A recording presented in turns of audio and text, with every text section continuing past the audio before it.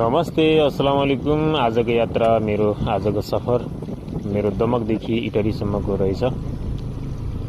हेर्न सक्नुहुन्छ तपाईहरु, सुन्नमा आएको छ बाटो एकदम खराब छ, तर पनि आज कामले गर्दाखेरि चाहिँ जानै पर्यो इटरी हैन। अनि हेर्न सक्नुहुन्छ अहिले भर्खर यहाँ चिया दोकानबाट हामी निस्किँदैछौँ। बाटो त यस्तै होला। अनि यो रह्यो दमकको भातबिटेनी, फेरि पनि तयार हुँदैछ। मौसम पनि एकदम राम्रो छ।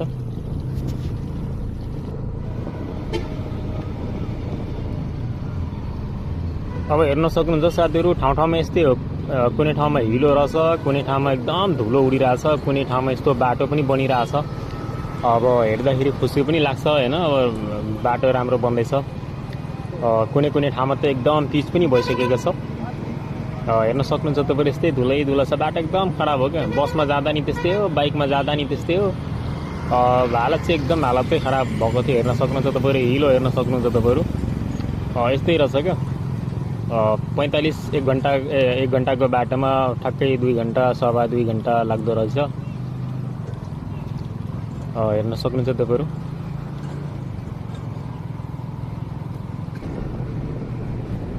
भर्खर हामी अब उर्लावाडी पुगिसकेका छौँ।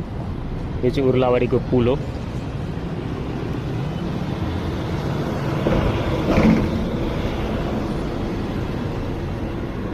यो भयो उर्लावाडीको गोल चक्कर। भर्खरै अहिले उर्लावाडी पुगेको छौँ। हेर्न सक्नुहुन्छ तपाईहरु।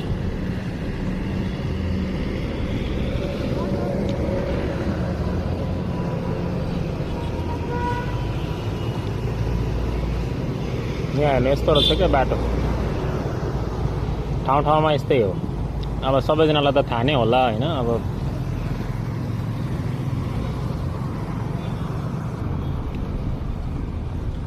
यस्तै रहेछ, हिलो धुलो एकदम, बाटो एकदम खराब। यस्तो ठाउँ ठाउँमा पनि बनिरहेछ कलबटहरू, पुलहरू।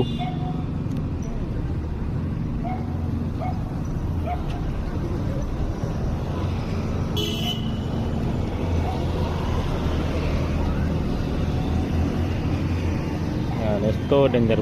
इटरीसम्म यस्तै बाटो रहेछ क्या। एकदम हालत खराब भएको थियो। अनि यहाँनिर चाहिँ अलिकति नयाँ हाइवेमा चढ्न पायौँ।